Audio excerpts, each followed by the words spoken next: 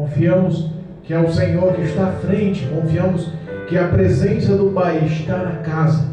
Confiamos que essa noite o Senhor tem selecionado uma palavra poderosa para chacoalhar o meu coração, o teu coração, para que possamos ser modelados, aptos, e que possamos aprender a ser pessoas melhores a cada dia, para que seja glorificado e bendito o nome de Jesus. Deus me dá uma palavra e eu quero compartilhar com os irmãos. Está no livro de Mateus, capítulo 26. Bendito é o nome do Cordeiro Santo.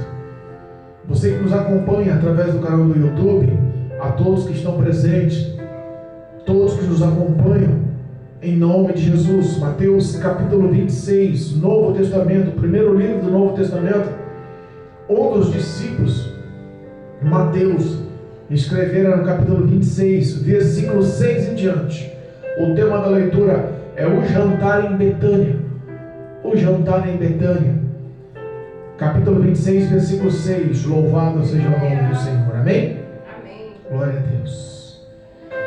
Versículo 6 da palavra do Senhor diz: E estando Jesus em Betânia, em casa de Simão, o leproso, aproximou-se dele uma mulher com um vaso de alabastro, com um unguento de grande valor, e derramou-lhe sobre a cabeça, quando ele estava assentado à mesa.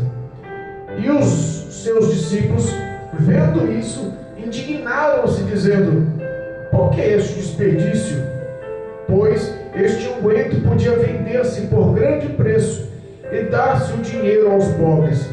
Jesus, porém, conhecendo isto, disse-lhes: Por que afliges esta mulher? Pois praticou uma boa ação para comigo, porquanto sempre tendes convosco os pobres, mas a mim não me haveis de ter sempre. Ora, derramando ela este unguento sobre o meu corpo, fê-lo preparando-me para o meu sepultamento. E em verdade vos digo que, onde quer que este evangelho for pregado, em todo o mundo também será referido o que ela fez para memória sua. Amém? Louvado seja Deus. Nós temos esse relato do jantar em Betânia, na casa de Simão. Nós temos descrito nos 4 evangelhos: Mateus, Marcos, Lucas e também João. Temos alguma sobressalência sobre o livro também de João, que mostra algumas coisas que em outros livros não mostram, e nós vamos pegar algumas bases, alguns preceitos também da visão de João. Mas quero eu ressaltar o poder dessa palavra, porque Cristo, em seu ministério, ele estava cumprindo a vontade e o querer do Pai. O que Deus prometera, a salvação à humanidade, veio através do ministério de Cristo, veio através da obediência do Senhor ao Pai. Mas o ministério do Senhor estava chegando ao fim. Estava chegando os momentos de dores, estavam chegando os momentos ao qual saberia Cristo que a morte estaria perto e que ele seria entregue à mão dos anciões e dos malfeitores, à mão dos fariseus e dos escribas, das autoridades de Jerusalém. Esse instante, essa situação desse jantar que foi feito para homenagear Jesus e seus discípulos, foi feito lá no vilarejo de Betânia, na cidade de Betânia. Betânia sempre foi uma cidade pequena, de poucos habitantes, onde todos conheciam todos. E ali as pessoas eram queridas e muitos milagres foram realizados. Jesus passou por aquela cidade algumas vezes. Jesus, em todos os seus trajetos, ele fala em fazer amigos e discípulos, mas em Betânia ele expressou amor por uma amizade de uma forma intensa. A Bíblia fala que em Betânia, Lázaro, irmão de Marta e Maria, fora ressuscitado. Em Betânia, Marta e Maria já tiveram feito um lanche ou convidado Jesus a participar de um de jejum, Marta e Maria já tinham conhecimento, eles eram amigos íntimos. E na cidade de Betânia, faltando 6 dias para a festa principal dos judeus, a festa da Páscoa em Jerusalém, Betânia estava a pouco espaço, a pouco tempo de Jerusalém, e Jesus estava indo ali para Betânia, para de Betânia, por ser perto, ir para a festa da Páscoa em Jerusalém. As autoridades de Jerusalém, os líderes sacerdotais, os fariseus já estavam formulando ciladas para prender Jesus.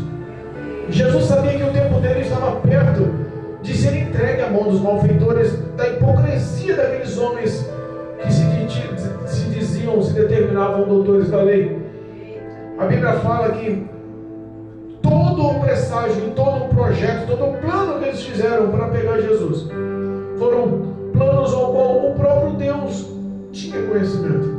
Ninguém pega Deus de surpresa, ninguém pega Deus em calça curta, ninguém pega Deus num ato surpreendente. O controle e o projeto da vida da humanidade, principalmente da vida do seu Filho amado Jesus, estava nas mãos do Senhor. Eles planejavam e formulavam ciladas, e o Senhor Todo-Poderoso Deus estava no comando da situação. Glória a Deus. Esse jantar foi um dos jantares que levou prazer ao coração de Cristo. A casa de Simão o leproso, aquele que fora curado por Cristo, reuniu os discípulos e reuniu também Marta, Maria. Lázaro também estava à mesa. Foi elaborado, Simão fez um jantar, fez uma homenagem, fez uma festa para a presença de Cristo em sua casa. Mas esse jantar tinha algo especial. Esse jantar não foi um jantar somente por alegria. Foi um ato célebre ao qual houve uma homenagem preparatória de uma mulher para a antecipação do cuidado do corpo de Cristo após a morte. Num jantar célebre ao qual estavam ali para se alegrar, foi feito um ato que alegrou o coração de Cristo e que muitos não entenderam. A Bíblia fala que Jesus e os discípulos à mesa, Lázaro também à mesa. Muitos estavam naquela cidade de Betânia curiosos para ver os discípulos, para ver Jesus e para ver também a Lázaro, que fora ressuscitado. A forma da ressurreição de Lázaro tinha dominado aquela história. Jesus, o dono do milagre, Jesus, o Messias, o Salvador, estava ali naquele jantar para ser homenageado. E a Bíblia fala que de repente Marta e Maria, que estavam na casa, Lázaro que estava na casa, todos os discípulos foram surpreendidos pela ação de Maria. Maria, ela entra na casa com um vaso de alabastro na mão, com um perfume raríssimo, um nardo puro. Quando nós paramos para analisar o feito de Maria, foi um feito que poucos conseguem entender. Foi um feito que poucos conseguem explicar. Espiritualmente tinha uma honra muito grande sendo derramada em Cristo.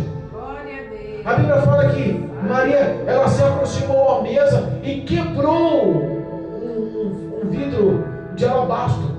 E na verdade não era um vidro, era um recipiente de pedra. Esse vaso de alabastro era como uma pequena pedra, um recipiente formal e adequado para aquele tipo de perfume. E aquele perfume não era um perfume qualquer. Aquele perfume era um perfume extremamente raro, extremamente difícil de conquistar, extremamente caro de se conquistar. Aquele perfume, ele não era feito em Jerusalém. Aquele perfume era feito de uma forma artesanal. Aquele perfume era tão sofisticado que o costume das mulheres comprar aquele costume era justamente para os seus casamentos. A mulher quando passava de criança para a fase adulta, porque eles não tinham em mente a fase adolescência, Com 12 anos a mulher se fazia mulher e já era preparada para o casamento. E quando ela chegava nessa fase, ela começava a comprar. Ela começava a comprar em pequenas doses, em pequenas quantidades, esse perfume, esse nardo. E esse nardo não tinha em Jerusalém, não tinha uma fábrica sofisticada.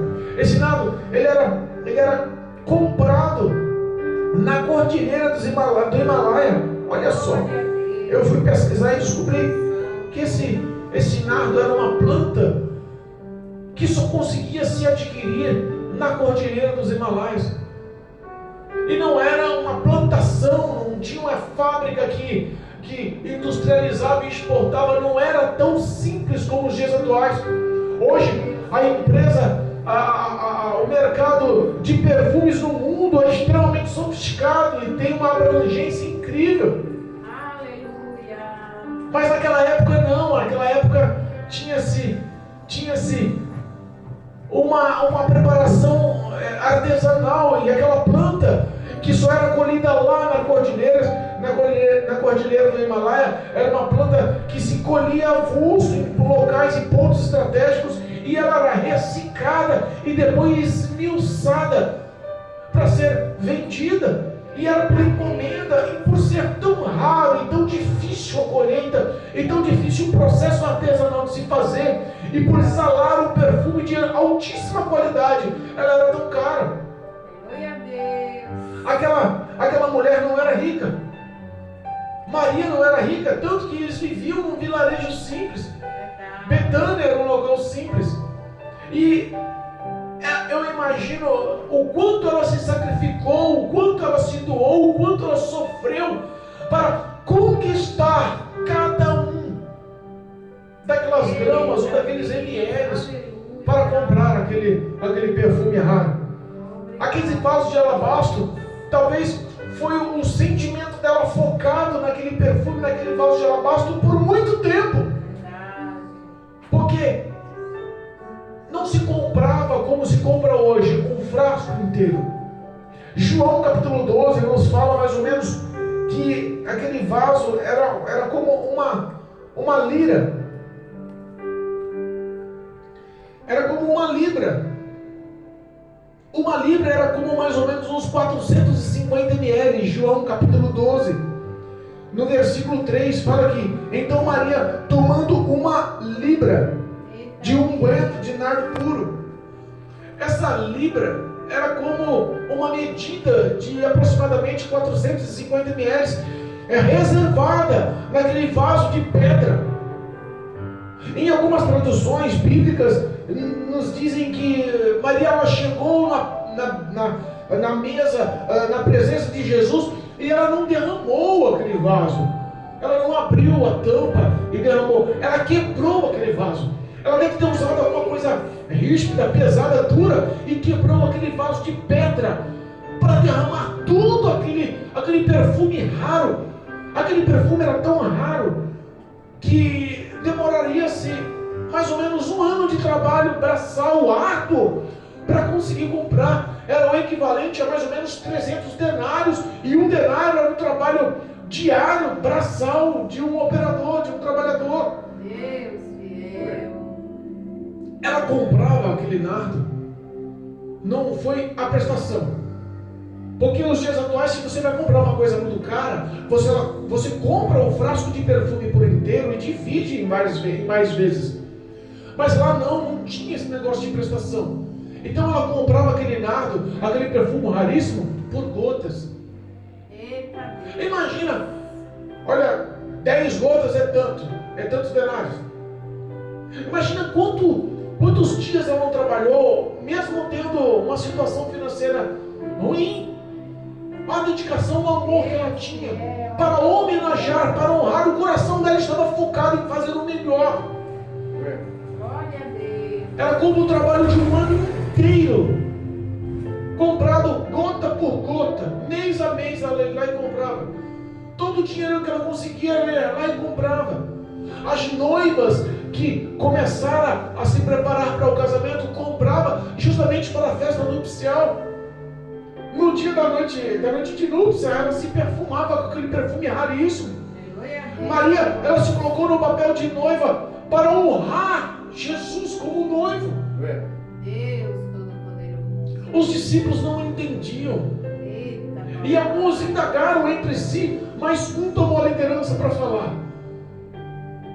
Mateus não enfatizou qual era, mas João enfatizou qual era e discriminou o porquê que falou.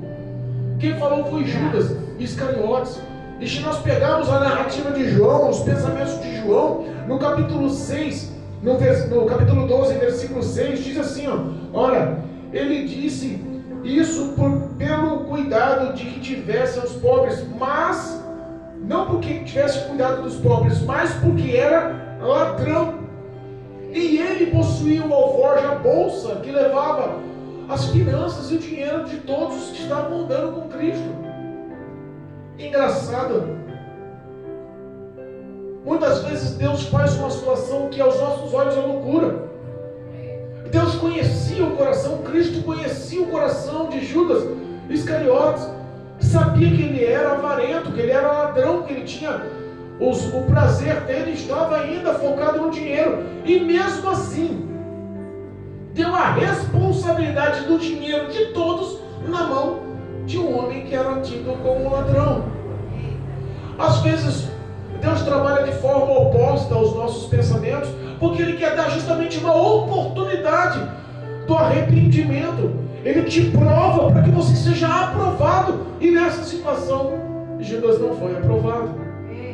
Judas Iscariotes viu a indagação de todos os discípulos, porque aquele nardo, aquele perfume era extremamente caro, raro. E ele viu que era desperdício, não do perfume, mas de quem era lançado o perfume. meu Deus. Era desperdício, não pelo perfume, pelo ato de lançar o perfume, mas em quem se lançou o perfume. É um desperdício fazer isso. Eita, Jesus. Os pensamentos eram vistos pelo Senhor, porque às vezes nós somos provados. E como dizia Paulo, Senhor, o bem que eu quero fazer, que eu sei que tenho que fazer, que eu preciso fazer, às vezes eu não faço. Mas o mal, involuntariamente, mesmo sabendo que vai te magoar, mesmo sabendo que vai te entristecer, mesmo sabendo que é errado, esse eu acabo fazendo. Quando vemos uma situação dessa, nós não entendemos por que muitas das vezes Deus tira o ex-ladrão, o ex-traficante, a ex-prostituta, o ex-viciado, para exaltá-lo de uma forma intensa. Porque quando o homem se encontra e é libertado, existe uma ação de gratidão na alma. E ele quer ser fiel e obediente para honrar aquele que o libertou. E esse era o propósito de Jesus para Judas. Mesmo sabendo que ele era ladrão, mesmo sabendo que ele incitava os pensamentos do próximo, mesmo sabendo que ele estava de olho no dinheiro que podia entrar na bolsinha que ele carregava. O projeto dele não era santidade, o projeto dele era se dar bem. E existe isso hoje em dia. Infelizmente tem muitas pessoas que, como discípulos do Senhor, seguidores do Senhor, como apóstolos do Senhor, estão só pensando nas finanças, em acumular, em carregar o alforje com o dinheiro, com a prata, com o ouro. E esse não era um dinheiro qualquer. O que Maria fez ali com Jesus é um sacrifício que poucos estão pensando em fazer. Qual foi o seu último sacrifício que exaltasse o nome do Senhor? Às vezes nós podemos pensar, mas eu não consigo mais fazer o mesmo que Maria fez, porque Jesus não está presente. Não dá para me quebrar um vaso com um perfume caro nos dias atuais e eu vou lançar onde? Na igreja, no chão da igreja, nas paredes da igreja, para me honrar a Cristo. Hoje, a ação mais célebre para que você consiga honrar a Jesus é fazendo aos pequenos o que Ele ordenou. Ao próximo. Faça ao próximo, faça ao pequeno, faça ao necessitado, que é o próprio Jesus faz. Essa foi também os pensamentos de Judas. Você podia ter vendido esse daí por 300 denários, 300 dinheiros, e dado aos pobres. existe uma ação do que se faz correta e do que se faz incorreta. O que Maria fez foi uma ação correta, porque ela sabia que os dias de Jesus estavam chegando, os dias finais, a morte estava perto. Porque quando ele começou a relatar o presságio da sua morte, ele não falou só para os discípulos, os que estavam seguindo ele, inclusive Maria, inclusive Marta, inclusive a mãe de Jesus, Maria Madalena, e existiam muitas outras mulheres que seguiam. Tinha noção que quando ele falava que ia ser morto e depois ressuscitaria ao terceiro dia, o ato da celebração fúnebre foi antecipado, os cuidados do corpo de Cristo. Glória a Deus. Aleluia. Quando Judas lidera os discípulos e fala que isso não era correto, Jesus adverte, porque você sabia os pensamentos do coração, o íntimo do ser. Nada passa desapercebido aos olhos do Senhor, entenda isso. E ele fala: mas por que você está atormentando essa mulher? O que ela fez foi muito bom. Ela antecipou a preparação do meu corpo para o sepultamento. Olha que palavras difíceis e pesadas. Por que Jesus falou essas palavras? Porque existia sim uma revelação dada por Deus sobre uma ação do que lhe aconteceria quando Jesus fora crucificado. Ele foi crucificado às 9 da manhã, mas ele morreu às 3 da tarde. E existia uma liturgia complicada para a liberação do corpo após a morte de crucificação. E pela visão judaica, pela visão do povo de Israel, até às 6 da tarde tinha-se a obrigação de enterrar. Porque das 6 da tarde de sexta às 6 da tarde de sábado era o dia sabático. Tudo parava, ninguém fazia nada no sábado. Então eles tinham das 3 da tarde até as 6 da tarde para o sepultamento. A Bíblia nos ensina que o sepultamento de Jesus foi meio que corrido, porque existia ali toda uma ação para se cumprir, toda uma burocracia, vamos pôr assim, para se cumprir. José de Arimateia correu para Herodes para antecipar o sepultamento, pedindo o direito ao corpo. Eu imagino que ele chega, o José de Arimateia, e fala assim: olha, eu cavei na rocha lá, eu mandei cavar uma sepultura para mim, mas eu estou vivo, então eu quero sepultar Jesus na minha sepultura. Dá-me o direito de sepultar, dá-me o corpo dele. Eu imagino que deve ter havido uma certa resistência. Eles mandavam elaborar documentos. E todas as vezes que ele ia pedir o corpo, José de Arimateia foi pedir a Herodes o corpo, as mulheres, como Maria, estavam junto. Ia de um lado para o outro. E Herodes falou assim: não acredito que ele esteja morto, porque demora-se 2, 3 dias para morrer na cruz. Ele falou: não, mas ele já está morto. Ele: não só acredito se o capitão da guarda vir me falar. Volta ele lá para pegar o capitão da guarda para levar até Herodes. E ele concorda: não, ele está morto. Então vá-se fazer a documentação. Olha o tempo, das 3 da tarde às 6 da tarde.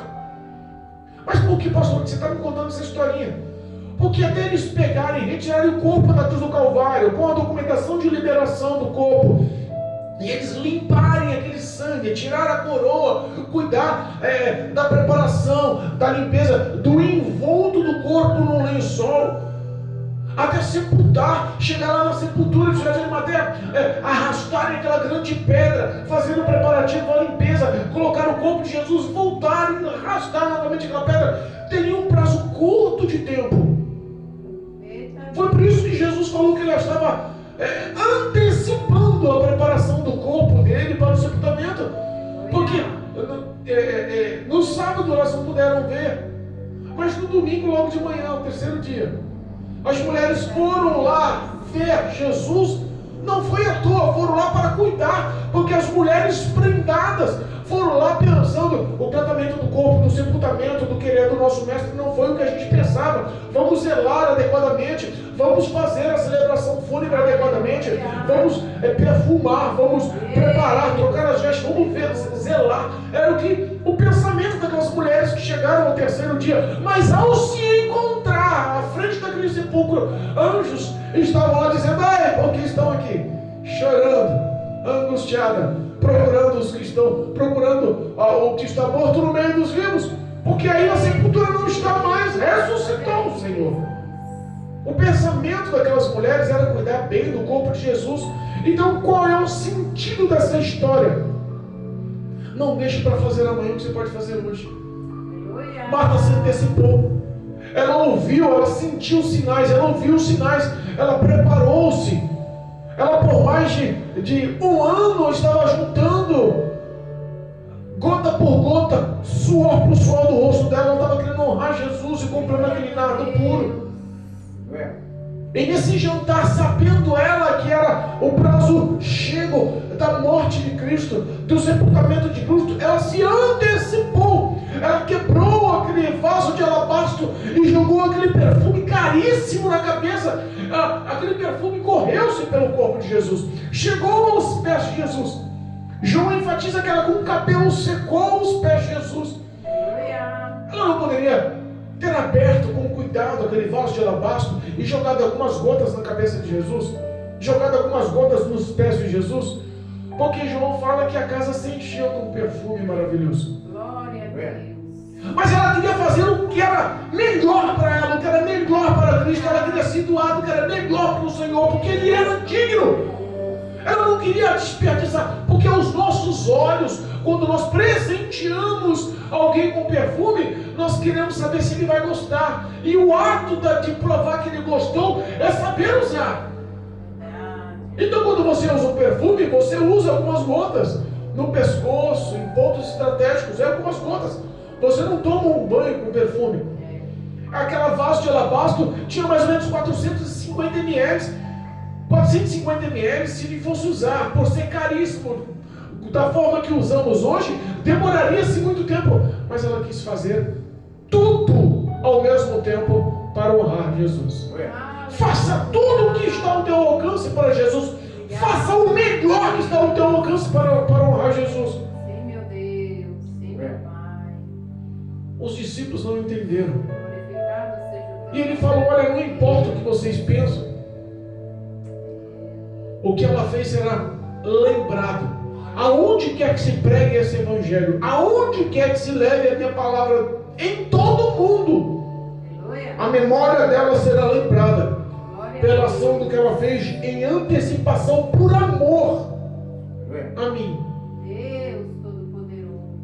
E quando a gente para analisar que existem dois lados da moeda, muitos ladrões, como Judas, só pensando em tomar proveito do dinheiro, e muitas pessoas também, como Maria, que já tinha se debruçado aos pés de Jesus naquele jantar e colhido o que era melhor, já tinha também debruçado aos pés de Jesus e num processo de dor, num sepultamento do irmão, já tinha se acolhido aos braços do Pai, já tinha visto também os milagres do Senhor, já tinha o relacionamento íntimo como amigo e amor de amigo, amor fraternal no coração. Glória a Deus.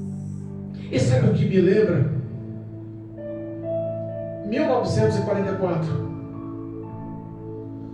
num país chamado Romênia, no término da Segunda Guerra Mundial, onde todo aquele país estava enfraquecido financeiramente e todo o povo passava necessidade e até fome. A Rússia invade a Romênia com o preceito de fazer uma aliança financeira e honrar os sacerdotes e líderes espirituais daquela região. Mas no fim, o projeto deles era implantar o comunismo também na Romênia. E o comunismo tem o principal feito, a principal ação de perseguir cristãos. Porque eles não aceitam religião. A principal base do comunismo é o ateísmo. E soldados foram enviados para aquela região. E quando eles fizeram uma celebração para efetivar a colônia e o domínio russo sobre a Romênia, eles Fizeram até a propaganda de aumentar o salário dos padres, pastores e religiosos. Mas o homem, lavado e remido no sangue do Cordeiro, que não se vendeu por dinheiro, levantou-se naquela comemoração, naquele evento, e falou a verdade da corrupção que o diabo estava tentando implantar no país. Passou a ser perseguido. O comunismo foi implantado na Romênia.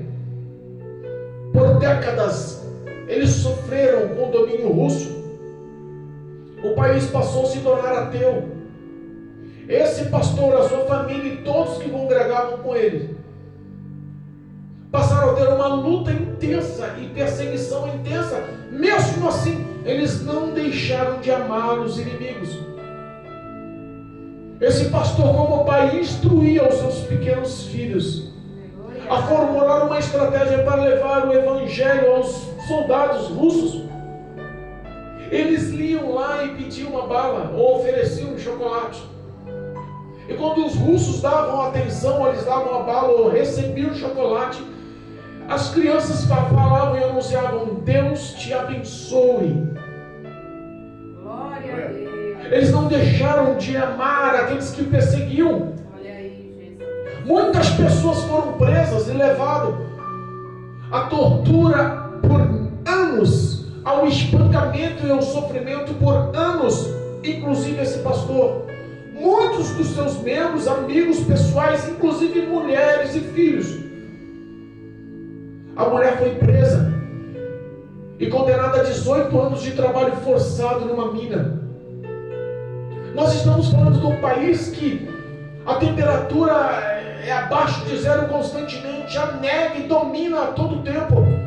Numa geração em que todos estavam padecendo a necessidade do que comer, estavam se dobrando pelas necessidades físicas, ao domínio do ateísmo, ao domínio satânico russo sobre a história daquela cidade, daquele país. Mas eles estavam ainda se doando em pregar. Aquele pastor foi preso. Por 14 anos ele foi preso. Por 14 anos ele sofreu necessidades. E dentro daquele presídio, onde não havia conforto nenhum, muitos dormiam em pedras, em rochas molhadas na neve. Amigos e cristãos morreram com pneumonia ou com tuberculose. Tinha um quarto naquela prisão que era chamado quarto, onde todos que entravam morriam. Não havia salvação de vida naquele local, a não ser de vida eterna, porque todos, impressionantemente, que entravam naquele quarto, cristão ou não cristão, por ser perseguidos, eram salvos. A presença de Deus naquele presídio se tornou poderosa. Eles não notaram que os anos passavam e que eles davam o alimento de uma vez por dia, dividiam como Santa Ceia aos que estavam com mais tempo ou mais adoecidos, mais tempo sem comer ou mais adoecidos, enfermos. Eles aprenderam o que era amar. As torturas variavam de forma tremenda. O seu filho mais velho foi morto na frente dele. E ele, na hora que viu o espancamento do filho, ele pensou em renunciar e negar a Cristo. E o filho gritou: Pai, não faça isso. Fale de Jesus enquanto puder e o quanto puder. Ele se fortaleceu naquelas palavras, mas viu o filho sendo morto, com uma fratura craniana sangrando no chão, algemado, cruzado os pés e as mãos numa espécie de pau de arara. Sofria espancamentos com pedaços de ferro na sola do pé. Feridas imensas surgiram. Surrados, sangrando, doentes, enfraquecidos, à mercê de uma friagem abaixo de zero, sem nenhum tipo de conforto mínimo de agasalho. Glorificavam o nome do Senhor. Louvavam o nome do Senhor. Pastor, o que o senhor está falando aí é o quê? É a história de um país que ficou à mercê de demônios. Mas mal sabia eles que a propagação daquele evangelho estava sendo espalhada no coração de muitos, inclusive soldados, inclusive médicos, inclusive autoridades. Glória a Deus. Eles gritavam: vocês podem tirar a minha vida, mas não podem tirar Jesus do meu coração. Aleluia, meu Deus. Olha aí. E eu me pergunto hoje, o que você tem feito para honrar a presença de Deus? O que nós estamos fazendo como cristãos? Ei, Se muitas das vezes não queremos nem protestar contra o pecado, muito mais amar aqueles que nos perseguem, nos maltratam. Jesus. Essa palavra hoje serve como um lembrete. Essa palavra serve hoje como um avivamento. Essa palavra hoje serve como uma verdade estampada em nossa cara. Estamos vivendo nos dias atuais como crentes de cristal, que não podem ouvir uma palavra mais ríspida, porque se magoam e querem formar rebeliões ou abandonar o cristianismo. Eu imagino a ação de um país comunista, como era opressora espiritualmente, qual era a opressão, a carga espiritual que aqueles homens e aquelas mulheres sofriam. De todos naquele presídio, o único que saiu vivo foi esse pastor, porque Deus assim o aprove, para que ele escrevesse um livro, e esse livro fosse divulgado para todo mundo, e se transformou inclusive em filme, Torturados por Cristo. O testemunho de alguns edifica a fé de muitos, salva, transforma, renova, muda a fé de muitos. É por isso que às vezes você não entende o porquê que chora tanto, sofre tanto, padece tanto, porque muitos estão olhando o teu testemunho. Não volte atrás, não renuncie, não abandone o Evangelho de Cristo, porque muitos estão se esperando em você. Se você se enxerga pequeno ou fraco, muitos estão olhando para você e vendo a fortaleza do Evangelho na sua vida.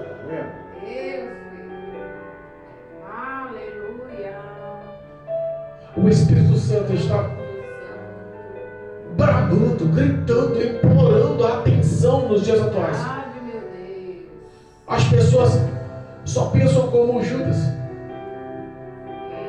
Poucas ações como Maria estão acontecendo nos dias atuais, mas muitas ações como Judas estão acontecendo atualmente.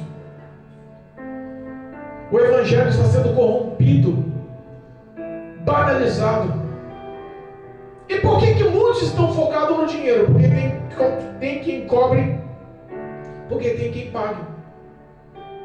Lembra quando Jesus entrou no templo e encontrou uma porção de cambistas vendendo todo tipo de espécies de aves e animais para sacrifício, e virou um mercado?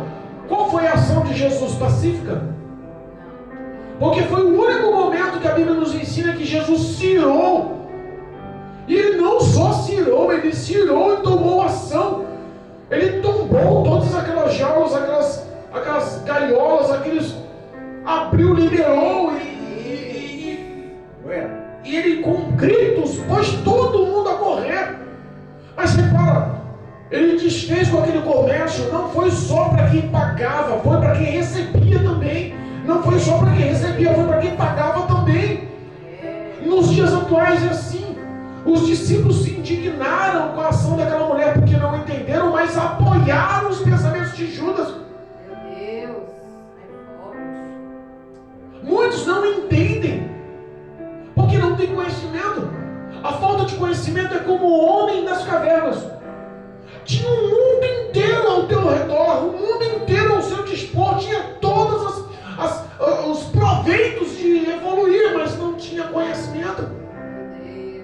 E muitos crentes estão vivendo na época da caverna hoje, tendo o mundo à sua frente, podendo fazer tudo o que Cristo fez como exemplo de vida para nós, como testemunho de vida para nós, principalmente o amor ao próximo, a caridade ao próximo, os bem feitos ao próximo. Eita Deus.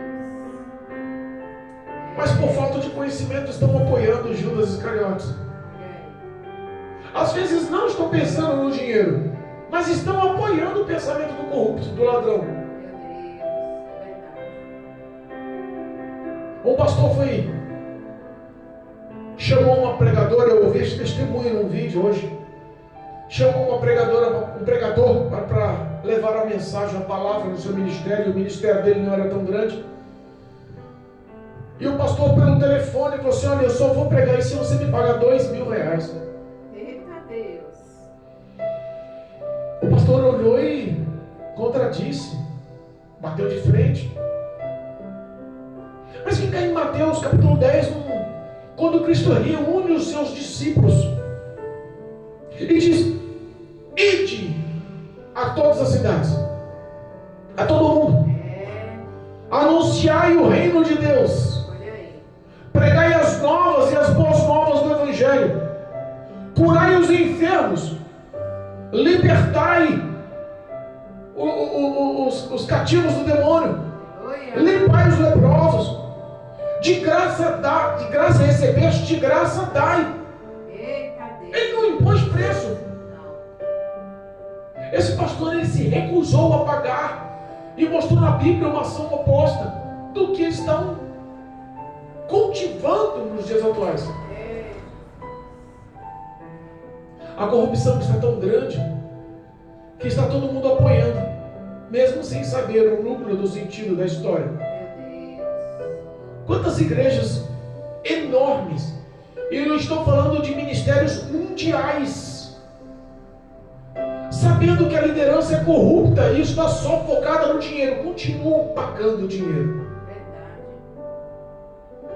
Quantos Judas Iscariotes está manipulando a mente dos discípulos e fazendo todos, no dia do grande juízo, serem expulsos dos templos, do templo, como Jesus expulsou os que vendiam e os que pagavam.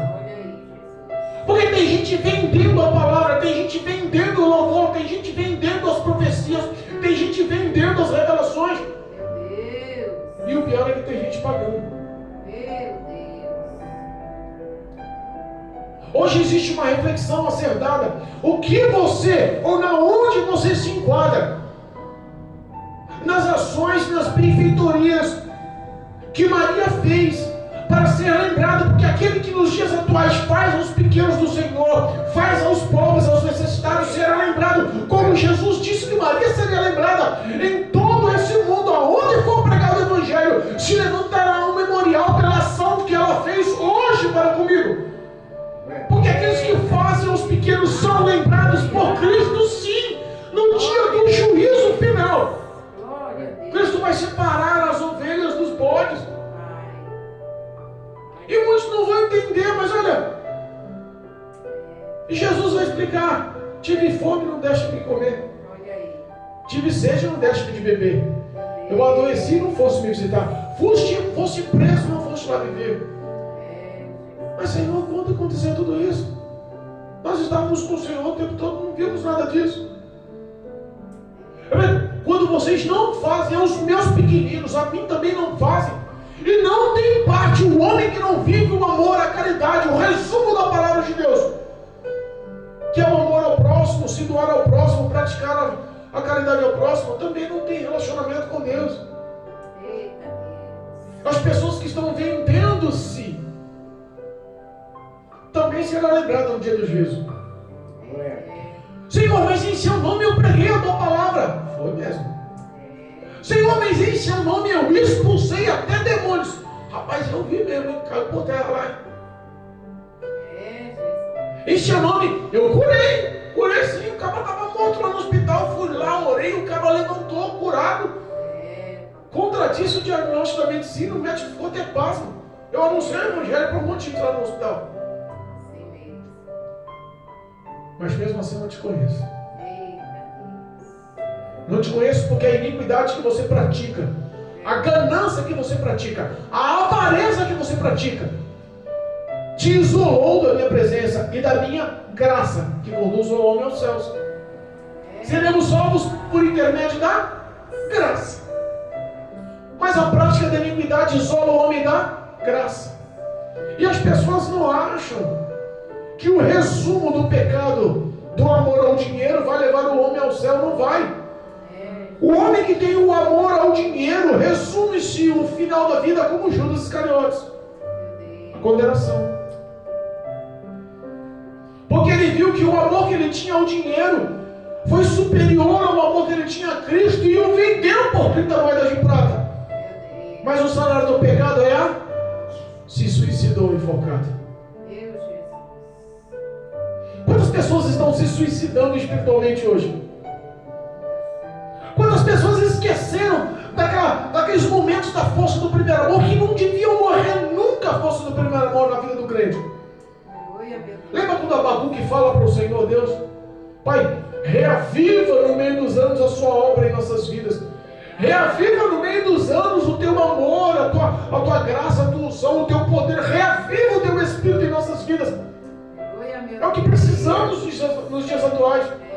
Sairmos desse marasmo, dessa rotina e juntar tudo que temos no nosso coração para honrar a Cristo, como Maria fez.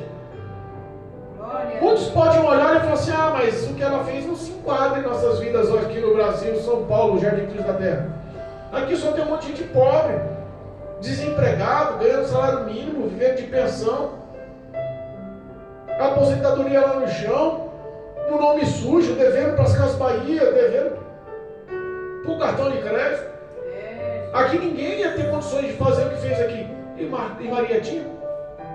Morava numa casa grande, tinha empregados, servos, animais, riquezas, bens, era bem vista, conhecida, tinha relacionamentos com a nobreza. A Bíblia fala que ela morava num vilarejo. Você acha que no vilarejo tinha uma mansão? Betânia era o quê? Não importa a sua condição financeira, importa a sua condição espiritual para se doar. Aleluia, meu Pai. Perderam-se esse amor. Hoje os valores estão em seus próprios prazeres. Judas teria todo o prazer do mundo se colocasse 300 denários naquela bolsinha que ele carregava. Meu Deus. 300 dinheiro naquela bolsinha naquela época era uma grana, hein? Às vezes nós não entendemos, mas tem muita gente enchendo a bolsinha aí, enchendo a bolsinha do pecado, enchendo a bolsinha com orgulho, enchendo a bolsinha com pornografia, com mentiras, com avareza, com engano, com falso testemunho. Meu Deus. Insisto em dizer, aonde você se enquadra? Qual dos dois você quer praticar as ações? De Judas ou de Maria? Aleluia, meu Pai.